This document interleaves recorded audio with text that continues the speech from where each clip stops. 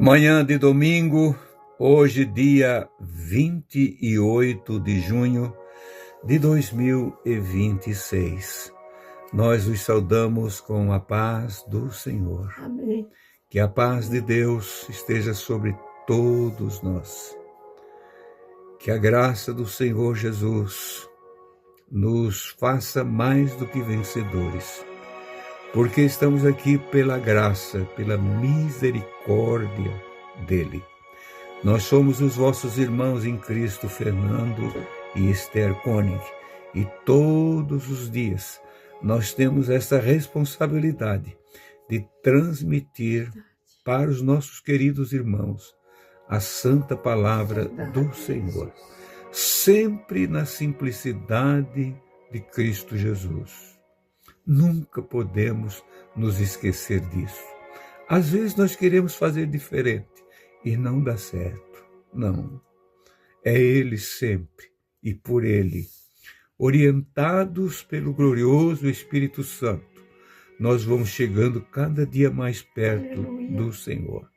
Agradecemos a todos os irmãos que fazem parte desta família Cristo em Vós, Esperança da Glória, que já tem suas inscrições neste canal, também compartilham e comentam todos os dias.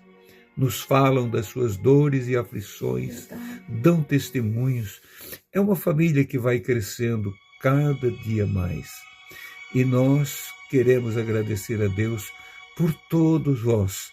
E também nós agradecendo aos irmãos pelas vossas orações em nosso favor. Nada pedimos em troca aqui, absolutamente nada, a não ser isto que é o nosso dever, o nosso amor um para com o outro e nossas orações. Queridos irmãos, sejam bem-vindos e muito abençoados. Nós vivemos nesses dias como há muito tempo, sempre tendo alguma coisa para nos chamar a atenção. Que o Senhor da Glória muito breve se manifestará para a sua igreja, tirando a igreja daqui deste mundo.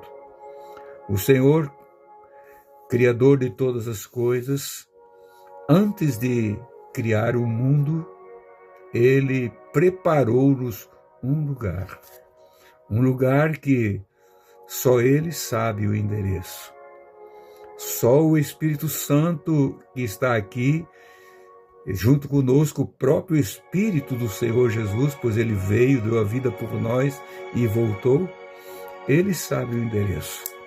Ele é responsável, irmão, por mim e por você. Ele é o Eliezer de Deus, que cuida da noiva aqui, prepara a noiva para o encontro glorioso. O relógio de Deus, marcando esse tempo, nunca para. Ele vai seguindo, vai seguindo. Os homens vão tomando as suas decisões aqui, não é? Mesmo às vezes com a Bíblia na mão, com tudo na mão, tomam suas decisões, né? Tem o seu próprio governo, não é? E nós dependemos de um governo. Não estou falando das nossas autoridades terrenas, estou falando da nossa vida espiritual com Deus. Nós dependemos de um governo, que é o nosso querido Salvador. Ele nos orienta todos os dias na palavra. Quando Jesus ele curou 10 leprosos. 10 leprosos que gritavam de longe, e aquilo chamava atenção. Claro, um grupo de 10, naquele tempo, eles tinham que estar separados da família, da sociedade, porque eram doentes. Uma doença contagiosa, e gritavam por socorro, e o Senhor curou a todos, fez o que tinha que fazer, mandou eles se apresentar ao sacerdote.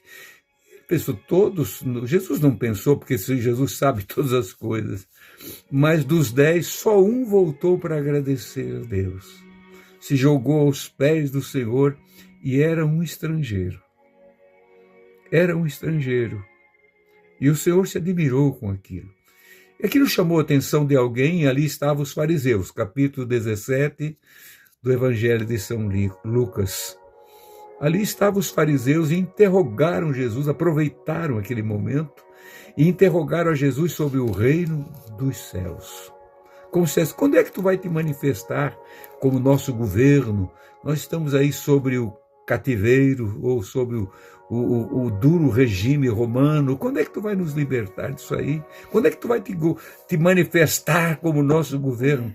Porque as pessoas sempre pensam em Deus, mas para a terra, né? Sempre as coisas da terra. E nós não podemos ser assim. Nós precisamos estar aqui na terra, pensando em nossa vida ser levada daqui, porque esse mundo vai ser destruído, nós sabemos disso. Um dia ele vai ser destruído, por causa do pecado, da desobediência que começou lá no Éden. O que originou tudo foi a desobediência. E assim continua. E Jesus falou algo muito conhecido, que nós temos aqui na Escritura, para aqueles fariseus, quando ele diz assim, no versículo 26 do capítulo 17 do Evangelho de Lucas: como aconteceu nos dias de Noé, assim também será nos dias do Filho do Homem. Comiam, bebiam, casavam e davam-se em casamento, até o dia que Noé entrou na arca, e veio o dilúvio e consumiu a todos. Como também da mesma maneira aconteceu nos dias de Ló: comiam, bebiam, compravam, vendiam e plantavam e edificavam. Mas no dia em que Ló saiu de Sodoma, choveu do céu fogo e enxofre e consumiu a todos. Assim será no dia em que o Filho do Homem se manifestar. Não tenho como entrar em detalhes aqui sobre a história de Noé e nem de Ló, mas nós sabemos, leia a Escritura, as pessoas estavam despreocupadas, fazendo tudo normalmente, e acontecia alguma coisa, como agora também pode acontecer, acontece o terremoto aqui, acontece outro lá, acontece outro depois de amanhã. Por momento as pessoas ficam preocupadas, mas depois passa e a vida segue. Mas não é assim, irmãos. O relógio de Deus não para nunca, nunca, nunca. Ele vai tocando, tudo vai acontecendo, tudo está na pauta de Deus. E nós devemos ser, irmãos, pessoas que têm inteligência do Espírito, junto com o Espírito Santo, para poder observar essas coisas, que são sinais. E a nossa vida também, como a contagem regressiva dos nossos anos, vão se findando. Logo tombamos e vamos para a sepultura. Mas do que jeito estamos? Como é que estamos quando estamos indo para a sepultura? Salvos ou perdidos? Nós temos esse tempo de vida aqui para escolher. E o povo vivia assim, tanto nos dias de Ló, como nos dias de Noé. Sodoma foi destruída, acabou tudo. Sodoma, Gomorra e as cidades circunvizinhas. Mas o espírito de Sodoma não morreu. Ele continua ativo sobre a terra, agressivo, se intrometendo em tudo. Espírito do sodomismo. Sodoma morreu, mas o espírito de Sodoma continua vivo. Mas tem um aviso do Senhor lá, que ele disse lá naquela mesma ocasião, Esther. Fala um pouquinho sobre isso. Mesmo ele ainda falando tudo que ele já tinha falado sobre Noé e Ló, ele falou sobre a mulher de Ló. No capítulo 17, onde foi lido, e no versículo 32, Jesus disse: lembrai-vos da mulher de Ló. Por que lembrar dela? Oh, Deus! Porque o anjo tinha dito: vocês caminhem, o anjo foi com eles, e disse: não olhem para trás. Mas a mulher de Ló, ela já estava tão familiarizada com aquele tipo de gente que vivia ali, daquele ambiente, que ela voltou-se para trás e olhou.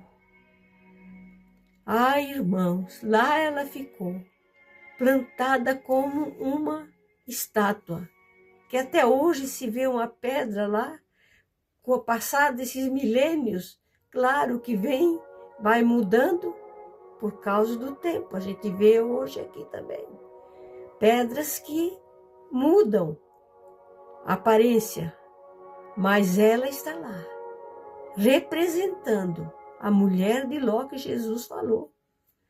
E ele quis dar esse conselho para nós: não olhe para trás.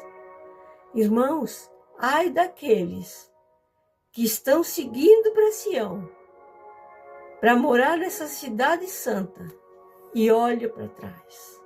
Não vamos olhar nunca para trás, irmãos, porque aqui não é o nosso descanso. Nós temos que caminhar, mas olhando para frente. Esse foi o conselho de Jesus para todos nós, até nos dias de hoje. Queridos irmãos, o Senhor Jesus falou um evangelho, esse que nós continuamos pregando, o evangelho singelo, simples, todos podem entender. Olha da onde ele foi tirar uma lição para falar para os fariseus.